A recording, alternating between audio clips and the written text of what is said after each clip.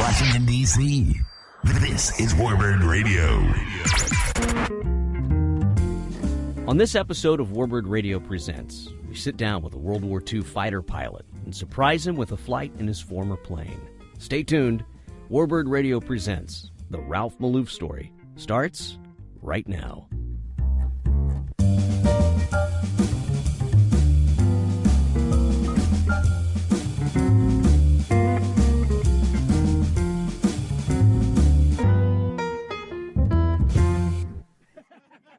Ralph Maloof is a lifelong inventor, a pioneer problem solver for supersonic flight. His adventures have literally taken him from wings to Walt Disney. With over 90 years' experience, his knowledge library is absolutely vast. I sat down with Ralph during aviation's largest gathering, the annual Experimental Aircraft Association's Air Venture Convention in Oshkosh, Wisconsin. And like most attendees, Ralph was there to enjoy the airplanes, the camaraderie of it all. But yes, even at 90 plus, he was there to sell aircraft engines. His zest for life and willingness to continue inventing solutions for all of our peculiar problems made me really want to meet him. And of course, surprise him with the flight. Here now, in his own words, is Ralph Maloof. My name is Ralph Maloof, and I'm from California. I was born in a place I don't remember called Calexico. And that's because my dad was a Cadillac distributor in Mexico, well, Southern California. But eventually your Uncle Sam called and said, hey, I need you. Yeah, he didn't call, I called. I thought that if I got drafted, I would be sunk, so when I turned 17 and a half, that allowed me to apply, and I did.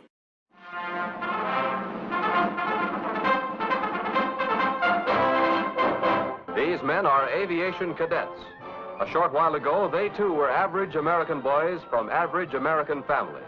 In the near future, they will have learned many things. How to pilot a plane.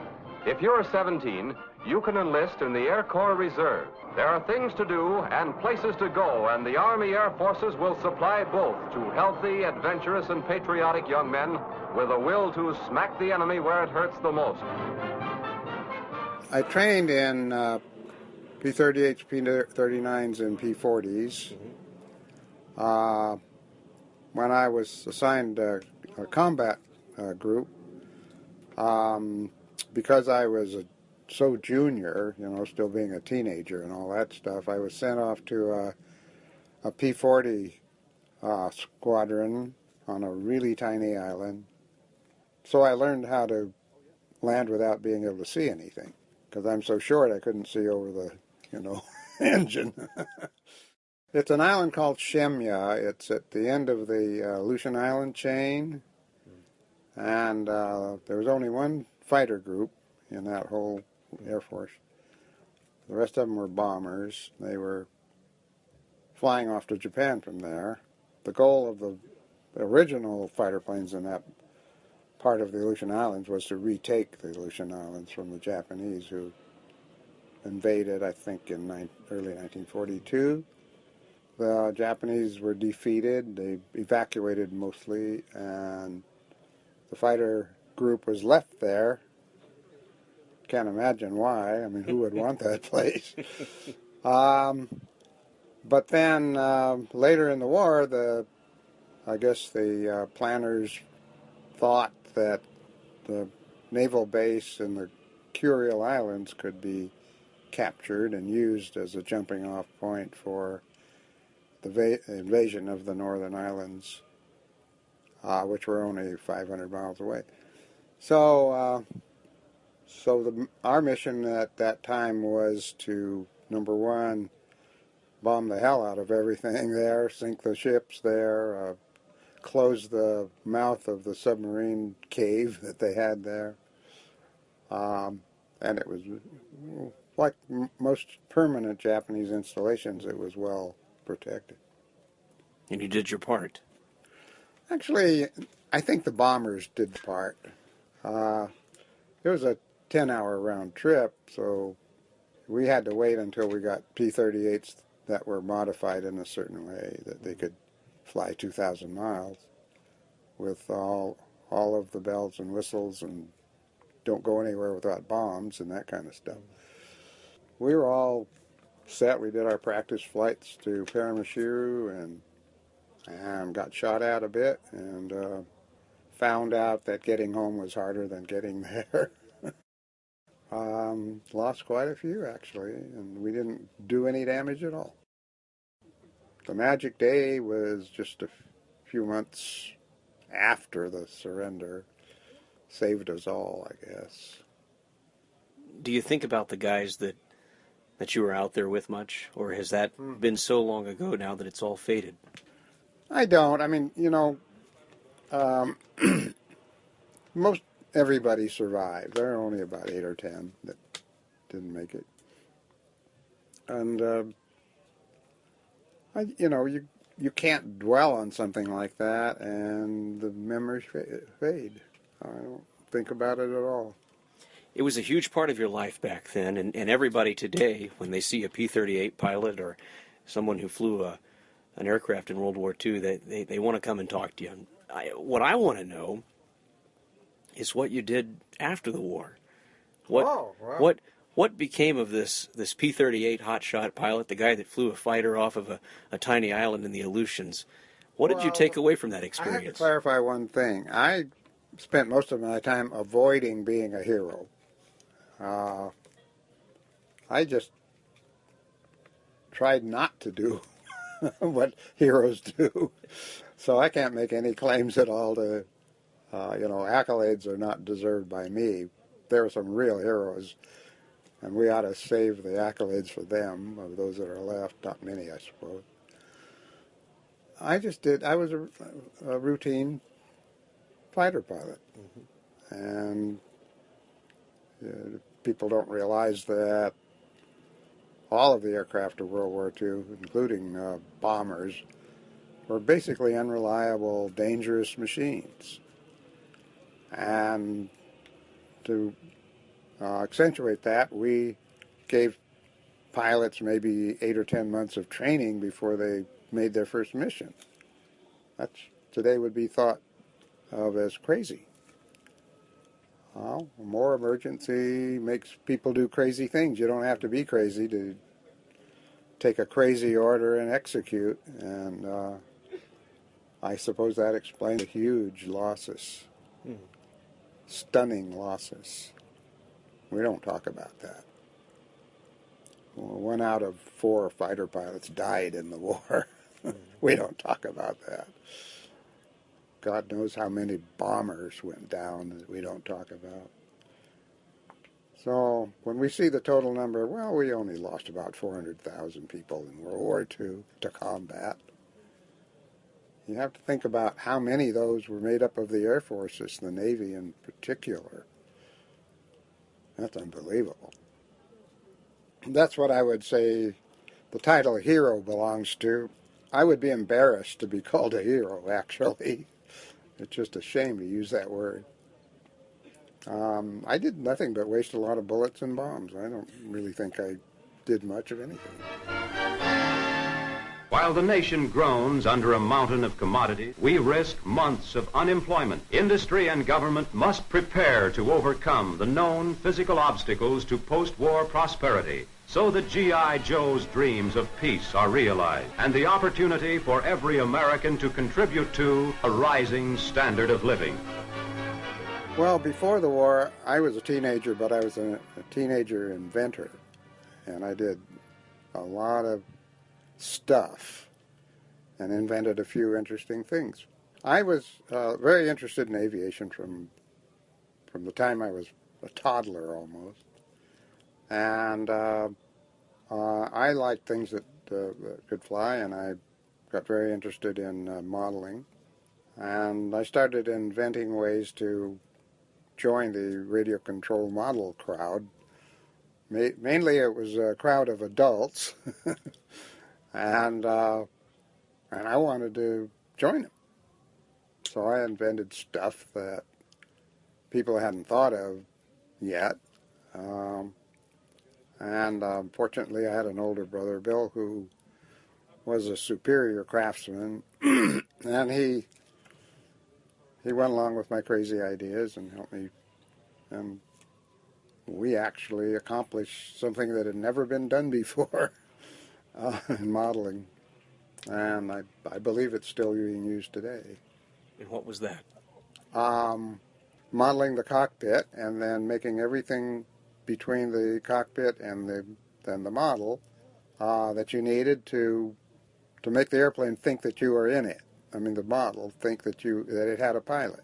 Naturally became an aeronautical engineer because that's how I got started, and I was I guess you'd say an accomplished aviator, and I was very interested in finding out why you couldn't go faster than the speed of sound.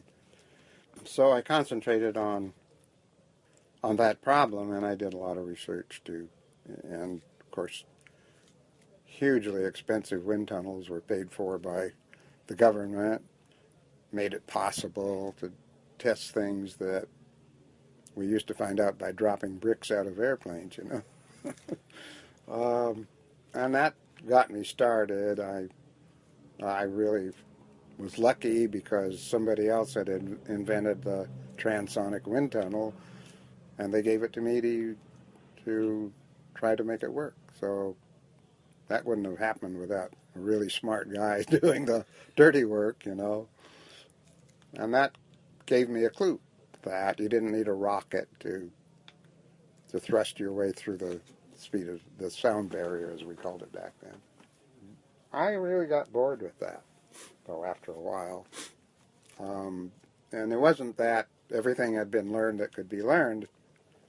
It was just that a few basics were learned, and then, you know, it was dog work after that. So, How do you inspire a team? Because I know you can't do it all yourself. How do you inspire a team on a project like this, which back then would have been, I mean, almost unobtainium? do it like my mother did. Finish your project before you clean up your bedroom. Just that simple. What's the chance you'll hear that today? Hurry up. Yeah. So I think getting young people started is the hardest job. Now, I believe innovating is natural. It's part of the human spirit, but it needs a push. Perhaps one of Ralph's best qualities is his ability to embrace change and welcome adventure. I wasn't kidding about the wings to Walt Disney thing. Literally, one day, Walt Disney called him. How do you do, everyone? This is Hank Weaver. For the past year, this signature has announced the opening of Disneyland, the show. Now it announces the opening of Disneyland, the place. I'm a diversified inventor. I didn't want to get stuck, and I love adventure. So I very quickly, after about, 5 or 6 years buried in research, and I can tell you right now, I was never any good at arithmetic. So I had to take the advice of mathematicians, which usually turned out to be wrong. And I got tired of that, so I grew up on a orange grove farm. We didn't call it a farm, we called it a ranch. And every 11 years we would lose the crop to freezing. And I thought, why every 11 years? You know, that got me really interested in, I was already interested in meteorology. Anyway, so I noticed that a couple of companies were making big blower things that were on tall towers in the middle of orchards, and I sort of understood the basics of it, what the seasonality of it was all about, and what was the free temperature in space, and what was there to radiate into, and all that stuff. And that led to some important inventions in agricultural frost protection. I became, without my knowledge, I became well known in that subject. And Mr. Walt Disney called me up at home one night and said, "Say, we have a problem down here in Anaheim. Would you come down and look it over and see if you can help us?" And I loved Walt Disney anyway. I already had a contract from a a company that made the big blowers that were in, they were using war surplus aircraft propellers. I knew that was wrong. I knew plenty about fans by this time.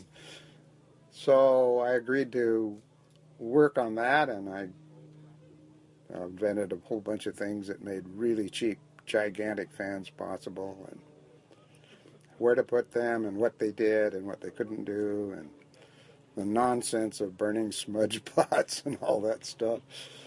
And then for Mr. Disney, I invented some other stuff, because they had a lot of highly vulnerable tropical plants in their new Disneyland thing. They were very happy about that and called me to work on other things over the years. Ralph's one of the most amazing men I've had the pleasure of meeting. His beliefs on a long, happy life are directly tied to his greatest loves.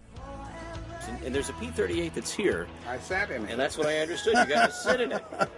Did you feel right at home again? No, I didn't. And when I was escorted up to it, I thought, this can't be. This is a gigantic airplane. How in the world could a little kid like me fly this?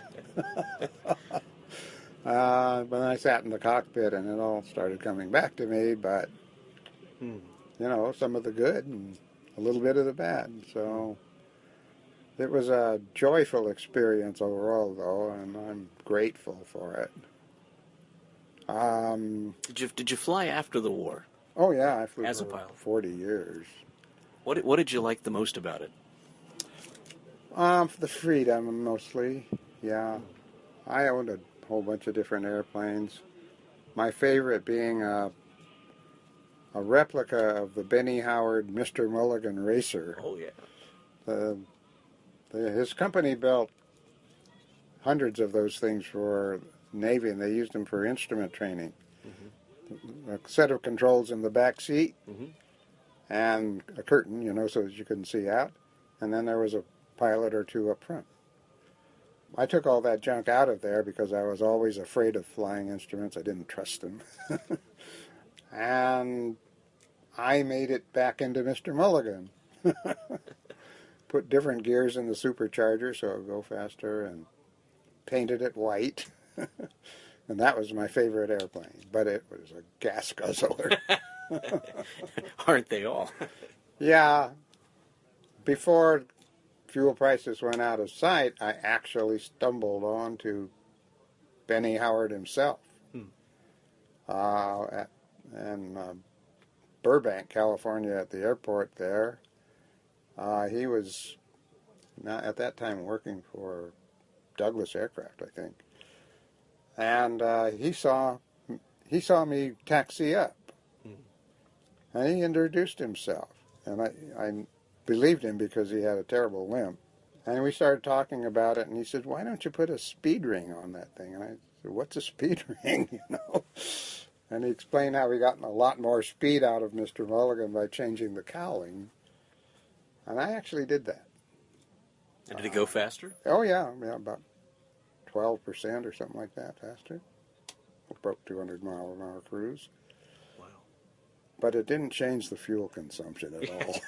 Well, you're not running around in a Prius if you're flying that. Yeah, that's for sure. What are you working on today? What do you keep your mind busy with? Well, I have to remind you that I'm 90 plus. I'm half owner of a aircraft engine company that's called RevMaster Aviation. And my partner, Joe Harvath, who is a genius, started the company as a remanufacturer of Volkswagen engines. You're still inventing, though. You're still engaged, and Yeah, is that the secret? do that. Is that the secret to keeping an active mind well into your 90s? My opinion is that it doesn't hurt. Beyond that, there's science, and then there's what most people believe, and that is you have to get old, and there's no way to prevent it. And that's just not true. You do have to get old, but I think you can retain some semblance of what you were in your best day. Without halfway trying, that makes you a survivor. You can do everything wrong and give it all up, or you can do a few things right. Well, I think that long life is related to the fact that you don't give up your youthful ideas. That's it. Nothing more to it. So if youthful ideas are the secret to a long life, we thought we'd help Ralph connect with one of his favorite fighter planes from his youth, the North American P-51 Mustang. Our friend Cowden Ward from Freedom Flyers was in on the plan and stopped by to meet Ralph at the end of our interview and surprise him with a flight. This is always my favorite part. Just listen. We met, actually. I want to introduce you to my friend here. This is Cowden Ward Jr. over here. Cowden. I don't know. You look a little familiar, of course, but You look familiar to me. well, I guess we were meant to be. Cowden's got a P-51 out there that he'd like to show you, if that's told me okay. that, and I'd like to sit in it, actually. Well, Cowden, tell us about your Mustang. Tell me about Pecos Bill just a little bit. Pecos Bill was built in 45. 45. It never saw action, so it went straight to Canadian Reserve. And then from there, after several years there, it kind of started going through private ownerships, et cetera, and I ended up with it about 3 years ago when I was looking for a 51, and Pecos and I have been running pretty good for 3 years. And, Pecos Bill never had a great history of missions. All these other Mustangs got history of different squadrons, et cetera, so we created our own mission, and that mission is actually making available flights to World War II veterans, complimentary. So we've taken over 130 World War II veterans so far. Wow. We've got our own little insignia, a little V with an eagle in it. So, if you want to sit in it, that'd be great. If you want to go for a flight, that'd even be better. So it's up to you. Well, I have to leave tomorrow morning, so that's probably out of the question, but... What are you doing in the next 30 minutes? What? So sorry we stopped recording so fast because Ralph literally just stood up and went for the door. He was ready. Cowden and his crew strapped him in the back seat, and they even had a special control stick installed so Ralph and the other veterans they'd give rides to could fly the Mustang once again. So, with the push of a throttle, Ralph was young again.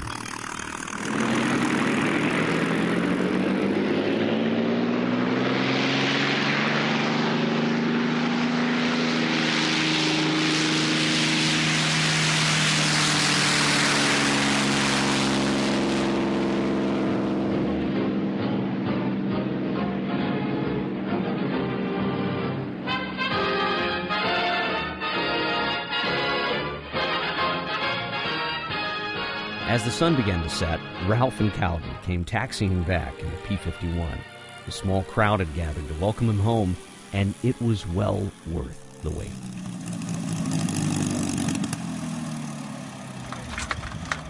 Could that applaud be for me? I just was the luckiest guy in the world, and you're applauding? So, how was it after so many years? It was like yesterday. Yeah? It's like riding a bicycle? No, not quite, but, Yeah. At first I couldn't remember the G-forces, and then when he gave me the controls, I did. Yeah. It was just a ball. Well, great. Great. And, experience of a lifetime, if you come right down to it. Sure. Who else could ever have that? So when was the last time you flew this? One of these? I think it was about 63 years ago. Okay. That's not right. You flew 15 minutes ago. I was in the front seat, hanging on. That's right. But I didn't have rudder pedals. Well, I'm sorry. He did a great deal. Absolutely. Great. We had fun. That was, there's no way to describe that fun. That's the problem. Fantastic. Here we go. All right. Oh, now I'm back to Earth. This is Thank you all. I don't know how to thank you, actually. Thank Cowden. I can't find the words. Ralph, this is our thank you to you. Yes, sir. Thank you. I don't know what to say about that. I just did my job, right? That's what y'all always say, and I don't know if I can buy that. That's what everybody says. I'm just doing my job. Sometimes you don't know what your job is, but you do it anyway.